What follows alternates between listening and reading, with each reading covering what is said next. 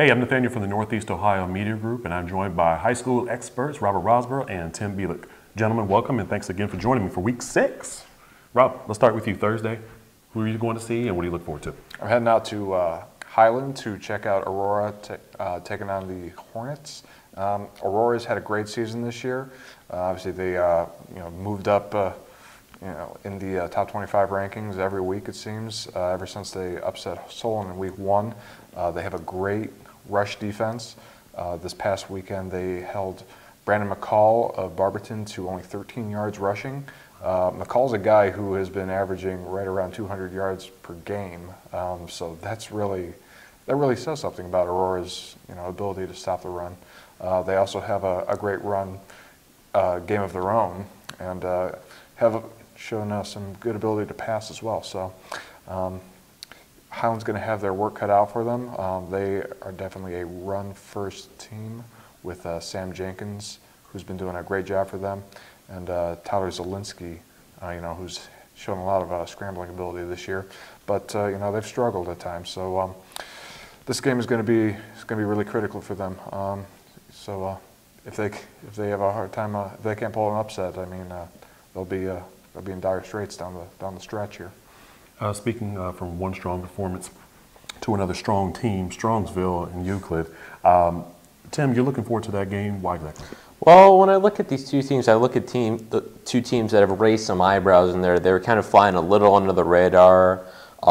Euclid in particular, gotten off to a very good start under Jeff Rodsky. A great win on Saturday against Solon, showing that potential I think everybody was looking at with Euclid coming into the season. And Strongsville, 4-1, a nice performance against Medina. Their only blemish came against Avon, who's on our top 15 for a reason, because they're just extremely good as well. But I don't think you can say enough about the job Larry Laird's done at Strongsville, really turning the program around, getting them back on track after a couple up and down seasons. But I'm looking forward to this. It's a game kind of with two different styles of offense. Strongsville kind of a more pro-style team. Euclid definitely wants to rely on their speed and their spread offense.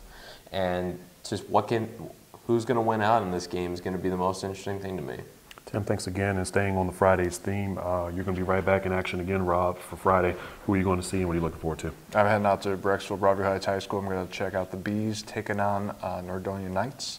I saw Nordonia last week against I did not. I saw them 2 weeks ago, actually, against Hudson. Obviously, the Bees have lost their last two. Lost to Hudson 21-7, and lost to Stowe this past weekend.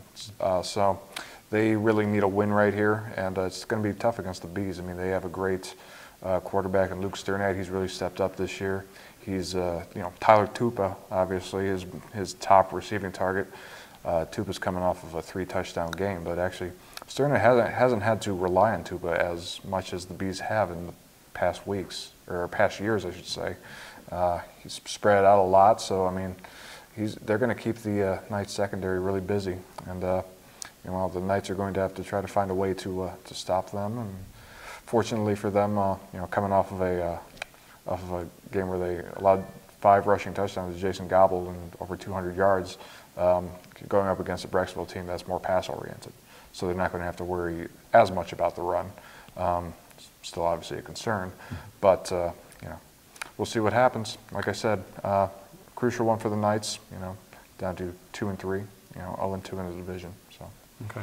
And lastly, before we get out of here, on Saturday, if you're looking for a big passing game, Jaden Cunningham from University School and Connor Let's Go, that's actually his last name, Let's Go, from Gilmour, should be a good quarterback battle there for the Battle of Psalm Center Road.